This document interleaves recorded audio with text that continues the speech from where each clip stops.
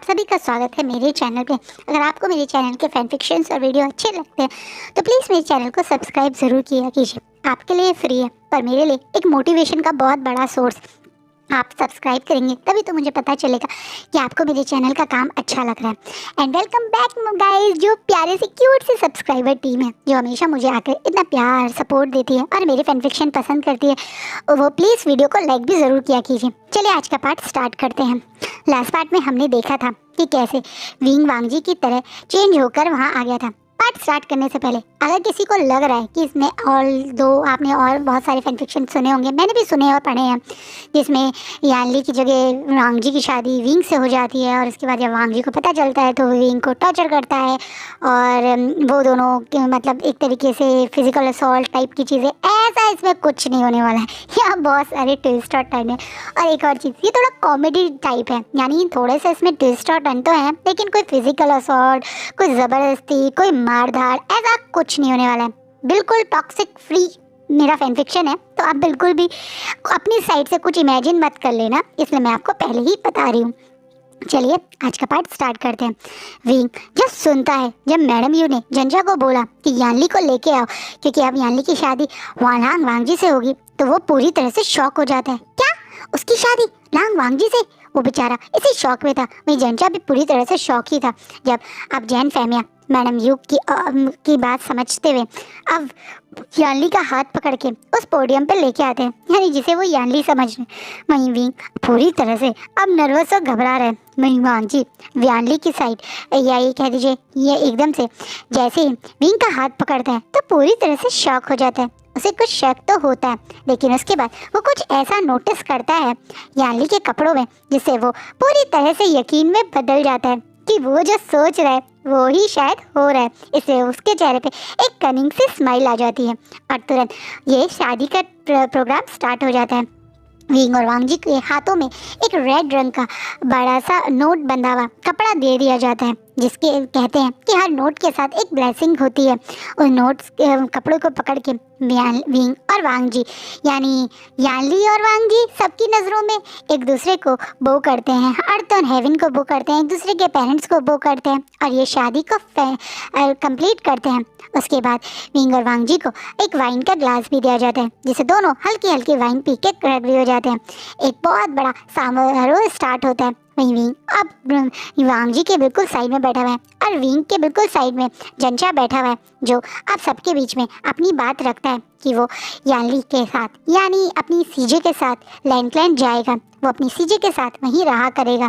जिस तरीके से हर कॉन्क्यूपाइंस के साथ में उनकी कुछ मेड्स आते हैं, उनके सर्वेंट आते हैं, उस तरीके से यानली तो अब क्वीन है तो क्वीन के साथ भी उनके क्लैन से कोई ना कोई लोग जाते, इसलिए यानली के साथ उसकी वो पुरानी दोनों मेड्स और जंचा भी जाएंगे। अब जैन फैमिया एकदम जंचा को रोक के विंग के बारे में पूछते हैं, जंचा विंग कहाँ है? आज वो शादी में भी शामिल नहीं हुआ, मैंने कल से उसे नहीं देखा, कहाँ है वो? इस बात पे अब जंचा थोड़ा शौक होके घबराने लगता है। वहीं विंग जो घूंघट के नीचे उसके चेहरे पे भी पसीना आ गया है कि अब क्या होगा। अब जंचा बात संभालते हुए बोलता है, फादर विंग आपसे मिलके आपको बताना चाहता था लेकिन मजबूरी में उसे जाना पड़ा कि अब वो जियांग क्लैन में नहीं रह सकता। इतनी बड़ी वॉर के बाद वो कुछ समय अकेले बिताना चाहता था। वो जानता था कि लैंड क्लैन और के बहुत सारे सोल्जर्स को उसने मारा है, इसलिए वो लैंड क्लैन के सामने शायद नहीं आना चाहता था। इसी कारण वो शायद सीजे की शादी से पहले ही यहाँ से चला गया। उसकी और सीजे की बात हो चुकी थी। वो यहाँ पे कुछ समय यहाँ से अलग कुछ समय अपने लिए बिताना चाहता है। कितने साल से वो वॉर कर रहा है तो शायद वो कुछ समय अब शांति में बिताना चाहता होगा। यही सोच के जैन फैमिया मन में मतलब अग्री हो जाते हैं। भाई मैडम यू को विंग जब तक उनके लिए वॉर में लड़ रहा था तब तक काम का था। अब अगर वो अब कहीं जाता भी है तो उन्हें कोई फ़र्क नहीं पड़ता क्योंकि उनकी लाइफ का गोल तो उन्होंने अचीव कर लिया, यानी यानली की शादी करवा देना, उसे क्वीन बना लेना। और इसलिए वो विंग के यहाँ ना होने से ज़्यादा कुछ हैरान भी नहीं हुई थी। लेकिन जैन फैमिया अब थोड़ा सा मन में सोच सोच के कहते, सही कहा तुमने, उसने कम उम्र से हमारे लिए बहुत सारे वॉर किए हैं, बहुत सारा खून खराबा देखा है। अगर वो कुछ समय शांति से बिताना चाहता है तो मुझे लगता है उसने सही सोचा है। उसे जब मन करे वो वापस आ सकता है। वैसे उसने मुझे से मिल के अगर ये बात बोलता तो शायद मुझे ज़्यादा खुशी होती। कोई बात नहीं फादर, उसने मेरे थ्रू आपको ये बात बता दी है। और वैसे भी अब मैंने विंग से प्रॉमिस किया था कि मैं उसकी जगह सीजे का ध्यान रखूँगा, इसलिए मैं सीजे के साथ लैंड जाना चाह रहा था। वहीं ये विंग यहाँ से कहीं चला गया है। ये बात जब जंचा के मुंह से वांग जी ने सुनी तो वांग जी के चेहरे पे हल्की सी एक कनिंग वाली स्माइल आ गई, क्योंकि शायद वो जानता है कि विंग कहाँ गया है।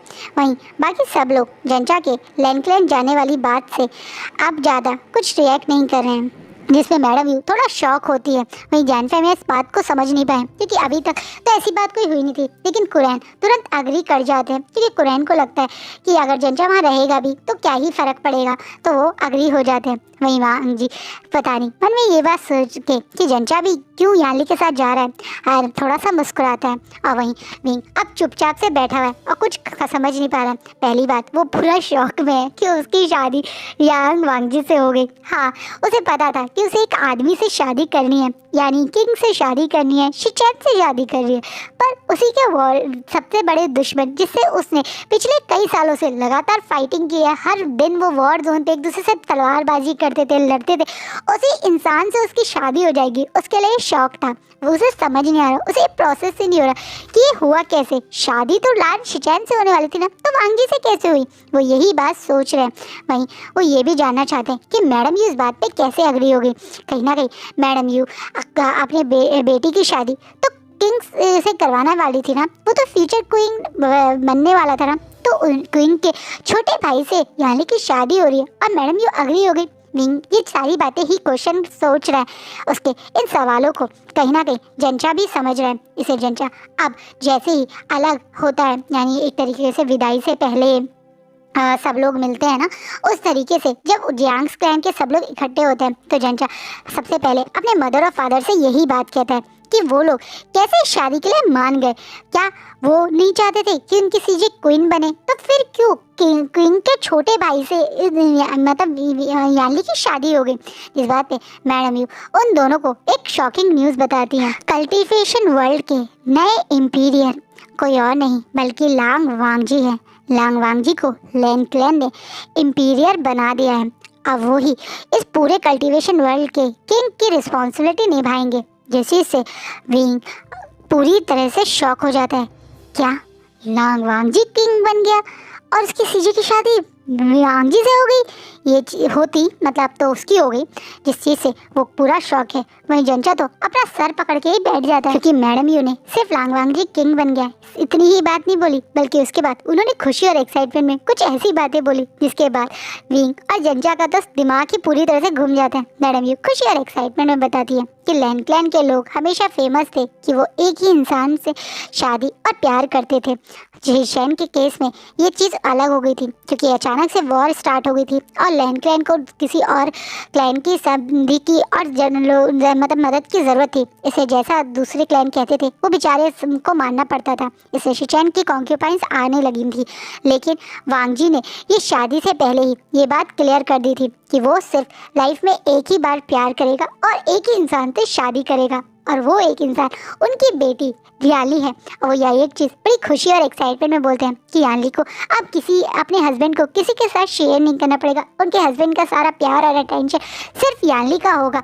ये चीज़ जहाँ मैडम जी बहुत खुशी और एक्साइटमेंट में बोल रही हैं, वहीं जंचा और विंग वो तो अपना सर पकड़ के बैठ गए।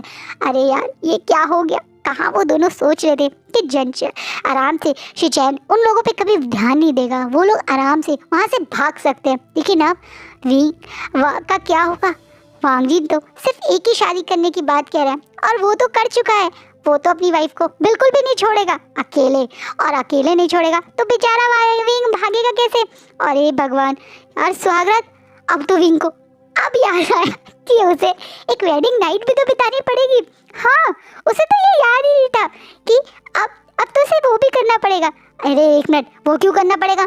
पहले ही अगर वांग जी उसकी शक्ल देख लेगा तो उसकी गर्दन काट देगा, उसका काम तो तमाम, उसकी लाइफ तो ख़त्म। चलो कोई बात नहीं, उसकी सीजे को तो खुशियाँ मिली, उसकी सीजे के लिए अगर उसे मरना भी पड़ा तो क्या हो गया।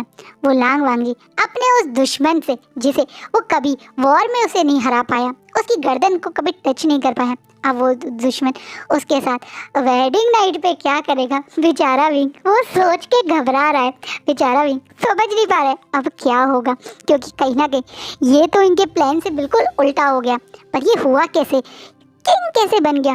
कल तक तो सब कुछ बिल्कुल वैसे ही था, कल तक तो सिचैन ही किंग थे, फिर रातों रात वांगजी कैसे किंग बन गया। चलिए जानते हैं लैंड क्लैन की तरफ, एक फ्लैशबैक में चलते हैं। लैंड क्लैन में 2 दिन में शादी है और अब पूरे लैंड क्लैन के सर पे एक बहुत बड़ा बम फूट गया, क्योंकि शिचैन ने अपनी इंपीरियर वाली पोजीशन को छोड़ के खुद को सेक्युलरिज्म में रख दिया है। वो बिना किसी को बोले कल रात सबको बिना कोई इन्फॉर्मेशन दिए सेक्युलरिज्म के लिए अब कोल्ड केव में चले गए हैं। उन्होंने कोल्ड केव पे ये एक तरह से तलिस्मान लगा के खुद को अंदर लॉक कर दिया, जो सारे लैंड क्लैन के लिए एक मुसीबत बढ़ गया। लैंड क्लैन तो गुस्से में पूरी तरह से लाल हो गए, वहीं मैडम लैंड शांति से बैठी हुई हैं और इस नज़ारे को देखकर एंजॉय कर रही हैं। वहीं लैंड क्लैन अब गुस्से में अपने सारे लोगों को बुलाते हैं, यहाँ तक कि सारे मिनिस्टर्स को, वांगजी को, वेंचिंग को, उनकी कॉन्क्यूपाइंस को और मैडम लैंड को। और वो गुस्से में वेंचिंग की तरफ देखते हैं और बोलते हैं, क्यों तुम्हें पता था कि ये सब हो सकता है? हमें 2 दिन के अंदर शादी करनी थी और ये क्या हुआ? वो इस तरीके से अपनी रिस्पॉन्सिबिलिटी को छोड़ के कैसे सेक्युलरिज्म में जा सकता है?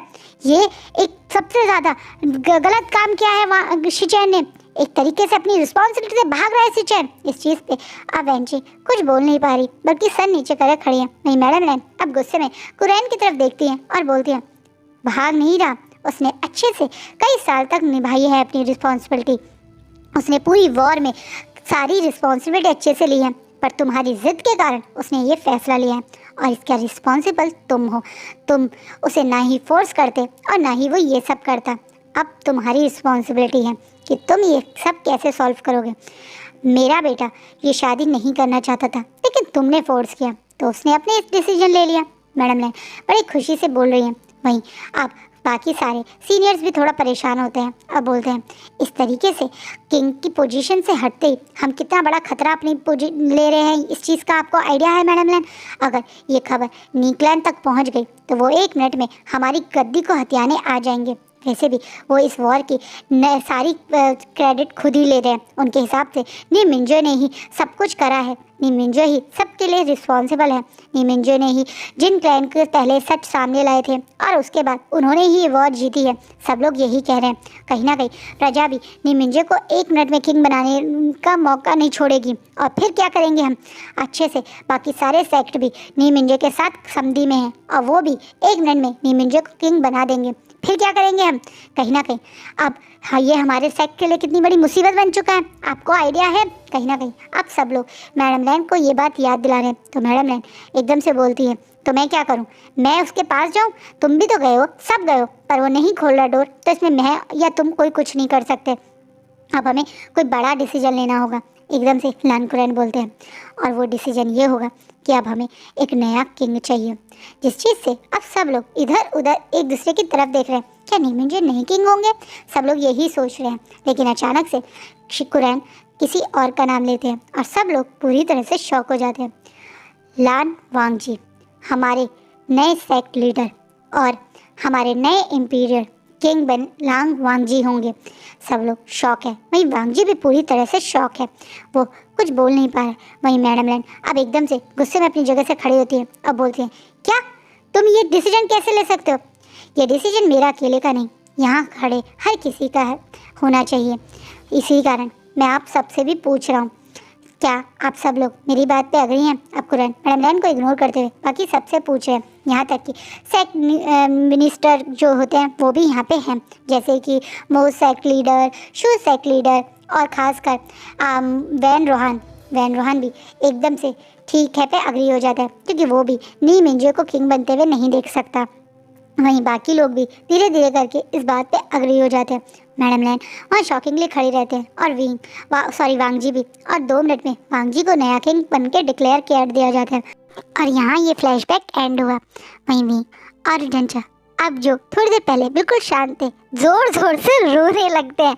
वहीं विंग जंचा क्योंकि यानली की विदाई हो रही है इस कारण रो रहा है, यही सोच रहे हैं सब लोग। और विंग यानी जो यानली के रूप में वो यानली सबसे दूर हो रही है इसलिए रो रही है, सब लोग यही सोच रहे हैं। पर कोई नहीं जानता ये दोनों क्यों रो रहे हैं। ये दोनों जोर जोर से इसलिए रो रहे हैं क्योंकि इन्हें लग रहा है कि अब ये जल्दी भगवान के पास जाने वाले हैं। क्योंकि जल्दी जैसे ही खड़ूस उस गुस्सैल उस लांग वांगजी को पता चलेगा कि ये याली नहीं बल्कि विंग है, तो वो पक्का विंग की गर्दन अपनी बेचैन से काट देगा।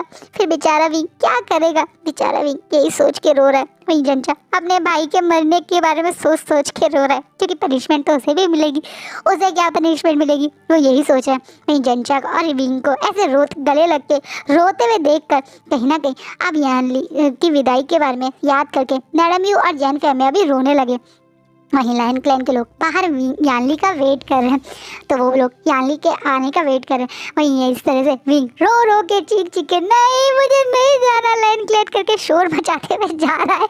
सब समझ नहीं पा रहे वो क्या रहा है। वहीं विंग मन में कह रहा है अरे मैं वहाँ जाऊँगा तो मैं मर जाऊँगा, मुझे यही रोक लो, मुझे मत भेजो, ऐसे करके रो रहा है। विंग को बिल्कुल जोर से छोटे बच्चों को जैसे जबरदस्ती स्कूल धक्के दे दे के ले जाया जाता है, खींच खींच के उनको माँ बाप से दूर करके उन्हें बस में फेंक दिया जाता है। ऐसे विंग का हाल है।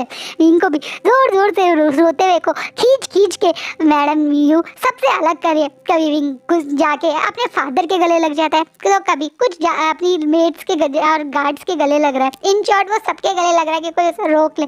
वहीं कोई कुछ समझ नहीं पा रहा है कि ये यानली ऐसा कर क्यों रही है, यानली को इतना रोना क्यों आ रहा है, यानली इतनी दुखी क्यों हो रही है। वो अपने माँ बाप को दोबारा मिल सकती है, उसके माँ बाप से मिलने लायन क्लैन आ सकते हैं, तो इतना नाटक क्यों बच रहा है, इतना रोना धोना क्यों बच रहा है। वही जंजा भी घोड़ा गाड़ी जिसे डोली की तरह सजाया गया है उसके पास खड़े होकर डोर के पास वो भी बहुत जोर जोर से रो रहा है। अब तक सब लोग इसके नाटक देख रहे थे। अब वांग जी थोड़ा सा सीरियस होके बिल्कुल विंग के पास आता है यानी यानली के पास, और उसे उसके फादर से दूर करता है और तुरंत उसके कमर से पकड़ के बहुत कस के अपने पास खींचता है और बोलता है चिंता मत करो, तुम अपने फादर से दोबारा मिल लोगी, चलो तुम्हारा लायन क्लैन वेट कर रहा है।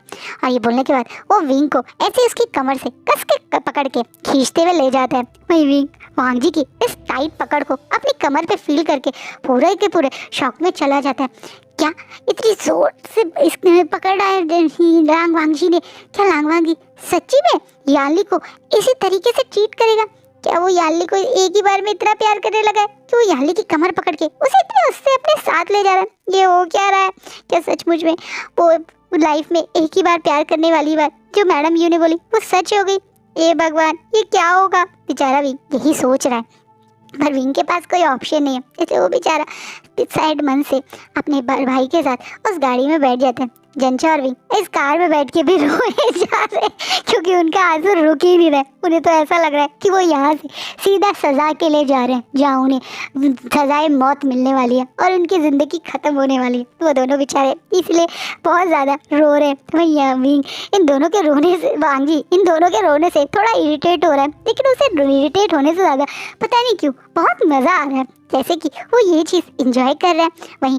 वहीं वांग जी के साथ आए हुए सब लोग यानी मैडम लैन, युवेंचिंग और उसकी मतलब शिचेन की बाकी कॉन्क्यूपाइंस और उनकी सब लोग वांग जी के चेहरे पे लाइफ में पहली बार एक छोटी सी हंसी नोटिस करते हैं।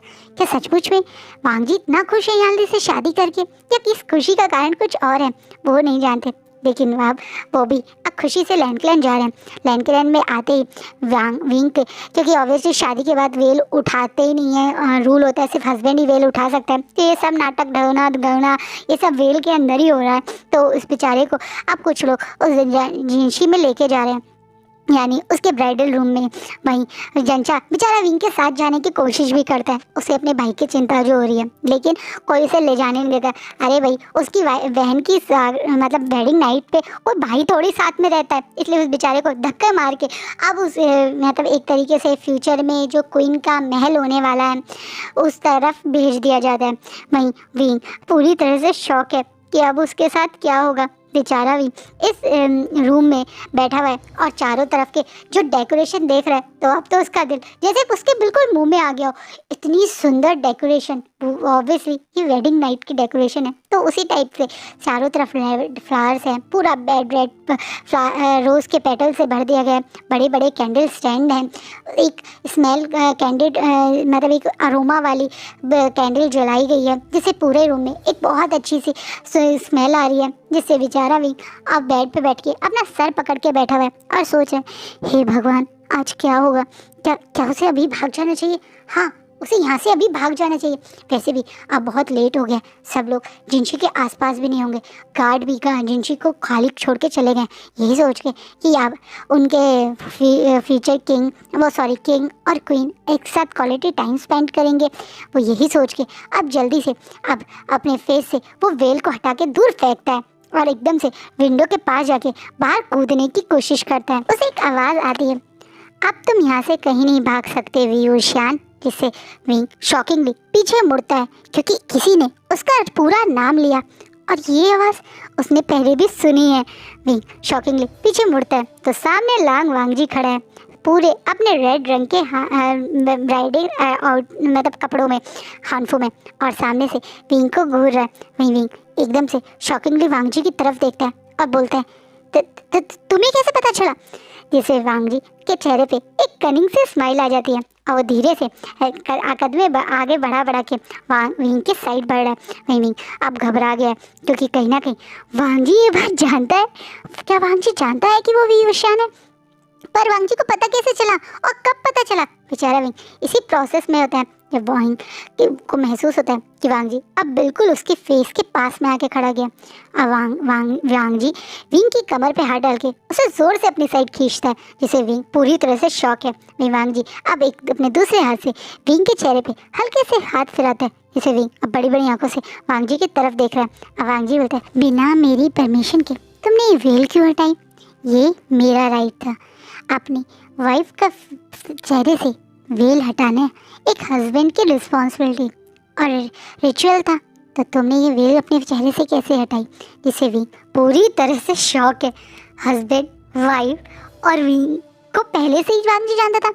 अब वांगजी विंग को देख रहे जो सचमुच में इस समय एक हेवनली ब्यूटी लग रहा है। उसके बाल, उसके थोड़े थोड़े बाल उसके दोनों साइड फेस पे आ रहे हैं, उसके ऊपर हैवी से मतलब एक तरह से थोड़ा सा स्टाइलिश से एक्सेसरीज उसके बालों में लगाई हुई है, जिस पे हल्के हल्के से और गोल्डन कलर की मतलब लटे सी उसके दोनों साइड आ रही हैं। और ये फेस जिस पे बहुत ही अट्रैक्टिव मेकअप किया है, इस मेकअप ने विंग की ब्यूटी को और ज़्यादा बढ़ा दिया। वहीं वांगजी विंग की फेस पे जो हाथ था उसे बहुत हल्के से विंग के लिप्स के पास लाता है और अपनी फिंगर से विंग के लिप्स को टच करता है और बोलता है, सचमुच में तुम्हारा ये लिप, ऊपर से ये मोल मुझे हमेशा से अपनी साइड थोड़ा सा अट्रैक्ट तो करता था, लेकिन आज तो तुमने कसम से इतना खूबसूरत मेकअप किया है।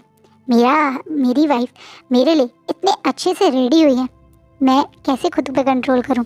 वांगजी थोड़ा टीजिंग वे में विंग को बोलता है। विंग जैसे ये बात सुनता है, वाइफ हस्बैंड कंट्रोल, वो जोर से वांगजी से दूर होकर कोने में खड़ा हो जाता है और एकदम से आसपास में ढूंढने लगता है जैसे उसे कुछ चीज़ मिल जाए खुद को सेव करने के लिए। बेचारे विंग को कुछ तो नहीं मिलता, बस एक रोज़ बिल का मतलब एकदम बुके होता है, तो बुके का रोज़ को ही वो ऐसे जैसे तलवार पकड़ के खड़े हो जाते हैं, ऐसे पकड़ के खड़े हो जाते हैं और बोलते हैं, मेरे पास मत आना, तुम अच्छे से जानते हो मैं कौन हूँ, मैं वियूशियान हूँ और मुझे तुम इस तरीके से टच नहीं कर सकते लांग वांगजी। जिस बात पे वांगजी को बहुत हंसी आ रही है इस क्यूट से विंग को देखकर, जो बेचारा इस समय एक फीमेल के कपड़ों में है, फीमेल के मेकअप में है और हाथ में तलवार की जगह एक रोज़ लेके वांगजी को डरा रहा है। वही वांगजी स्माइल करते बोलता है, क्यों मैं तुम्हारे पास क्यों नहीं आ सकता? भूल गए हो क्या तुमने मेरे से सबके सामने शादी की है, अब हम दोनों हस्बैंड एंड वाइफ हैं। वैसे भी तुम मेरी वाइफ हो तो मैं तो तुम्हारे पास आऊँगा ही, है ना? जिस बात पे भी अब बहुत ज़्यादा घबरा जाता है और बोलता है, तुम्हें पता कैसे चला कि मैं वियूशियान हूँ और तुमने उसके बावजूद मुझसे शादी की? तुम मेरे साथ ऐसे कैसे कर सकते हो? क्यों, ये शुरुआत तो तुमने ही करी थी ना, तुम ही थे जो अपनी सीजे की जगह, अपनी सिस्टर की जगह वहाँ उस हॉल में आ गए थे। मैंने तो उसी समय तुम्हें पहचान लिया था और तुमने ही मुझसे शादी करी है। मैंने तो सिर्फ वहाँ खड़े होकर तुम्हारी बहन से शादी करी है, पर तुम थे उस एक तरह से वेल के नीचे, तो शादी तो तुमने मेरे से धोखे से करी है, तो गलत मैं कैसे? बेचारा वांगजी थोड़ा टीज करता हुआ विंग को बोलता है। वहीं विंग को याद आता है कि ये सारी बातें सच है, धोखा तो उसी ने दिया है ना, और शादी तो उसने खुद अपनी मर्जी से की है। विंग पर उस बात पे ना ध्यान देके दोबारा से अपना क्वेश्चन रिपीट करता है, तुम्हें पता कैसे चला? बेचारा विंग ये बात बोलता है, जिसे विंग के इस क्वेश्चन पे हंसते हुए वांगजी थोड़ा सा आगे आता है और उस रोज को विंग के हाथ से दूर फेंकता है और विंग के बिल्कुल पास में आके उसके चेस्ट पे अपना हाथ रख देता है, जिसे विंग पूरी तरह से शॉक हो जाता है। और वांगजी विंग की चेस्ट को अपनी नज़र से घूर घूर के देखने लगता है, जिससे विंग को महसूस होता है कि उस बेवकूफ़ ने सारे कपड़े तो पहन लिए, लेकिन अपनी नकली फीमेल वाली चेस्ट तो उसने बनाई नहीं। वो तो साफ दिख रहा है कि वो एक मेल है। कहीं ना कहीं बाकी लोग ये चीज़ नोटिस नहीं कर पाए क्योंकि वेल बहुत लंबी थी, काफ़ी नीची थी, लेकिन वांगजी ने ये चीज़ नोटिस की, जिसे देख के विंग शॉक हो जाता है। अब पीछे से होके तुरंत अपने चेस्ट को अपने दोनों हाथों से कवर करता है और बोलता है, पवर्ड, तुम एक नंबर के पवर्ड हो, तुमने सबसे पहले सीजे की ये चीज़ नोटिस करी थी तुम। बेचारा विंग थोड़ा सा एम्बेरस होकर बोलता है। वही वांगजी एकदम से हंसते हुए अब विंग के पास आता है और एकदम से उसकी कमर के पास इशारा करता है, जिसे विंग शॉक हो जाता है। हाँ, ये चीज़ तो विंग ने नोटिस ही नहीं की। विंग हमेशा अपनी मदर की निशानी यानी अपनी वो चेंचिंग, अपनी बांसुरी अपने साथ रखता है। आज भी जब उसकी शादी हो रही थी तो उसने यही सोच के कि बाकी चीज़ें तो कपड़ों में चली जाएगी, तो वो अपनी मदर की आखिरी निशानी अपने साथ ही रखना चाहता था, इसलिए वो चेंचिंग को अपने हानफू में, अपनी ब्राइडल हानफू में ही छुपा लेता है। वांगजी ने उसी समय विंग को पहचान लिया था जब उसने उसकी ये चेंचिंग देखी थी, जिससे उसे पता चल गया था कि जिससे उसकी शादी हो रही है वो यानली नहीं बल्कि विंग है, क्योंकि उसने हमेशा विंग को अपनी चेंचिंग के साथ देखा है। वो कभी भी अपनी चेंचिंग को अपने से दूर नहीं करता, तो उसके लिए उसी समय ये कंफर्म हो गया था कि ये वी वुशान है। वहीं विंग एकदम से इस बात को याद करता है तो एकदम से अपने सर पे हाथ मारता है और वांगजी से दूर भाग के विंडो की तरफ जंप लगाने की कोशिश करता है, क्योंकि उसे लग रहा है कि यही मौका है बेटे, भाग ले। क्योंकि अगर अब वांगजी को सच पता है तो वांगजी कुछ भी कर सकता है, और वांगजी आज एक अलग ही मूड में है, एक अलग ही तरह का वांगजी से मिल रहा है विंग। वो वांगजी जो हमेशा गुस्सा रहता है, मुँह फुलाए रखता है, हमेशा कोल्ड लॉरा के साथ उससे फाइट करता है, वो इतना टीजिंग वांगजी कब से हो गया जो उसे छेड़ रहा है, वाइफ और हस्बैंड जैसी चीज़ें लाइनें बोल रहा है, पास आने की बातें कर रहा है। बेचारे विंग के लिए ये वांगजी उस वांगजी से ज़्यादा खतरनाक है जिस वांगजी से वो कई बार वॉर कर चुका है, कई बार तलवारबाजी कर सकता है। वो वाला वांगजी विंग झेल सकता है, पर ये वाला वांगजी तो विंग से बिल्कुल नहीं झेला जा रहा। पिछले बेचारा विंग अब विंडो से भागने के लिए दोबारा से दौड़ता है, लेकिन वांगजी उसे पीछे से बैकहक कर लेता है और इस बार उसे जोर से खींच के अपने ही बेड पे धक्का दे देता है और सीधा उसके ऊपर आ जाता है। अब वांगजी ने विंग के दोनों हाथों को ऊपर लॉक करा हुआ है और वह घूर घूर के वो विंग की साइड देख रहे हैं और बोल रहे हैं, तुम्हारा से इस तरीके से अगर तुमने भागने की कोशिश की ना तो मैं सबके सामने तुम्हें अपना वाइफ बना लूँगा। तुम्हें क्या लग रहा है मैं ऐसा नहीं कर सकता हूँ? सच कहूँ तो तुम्हारा गुरूर तोड़ने में मुझे बहुत मज़ा आएगा।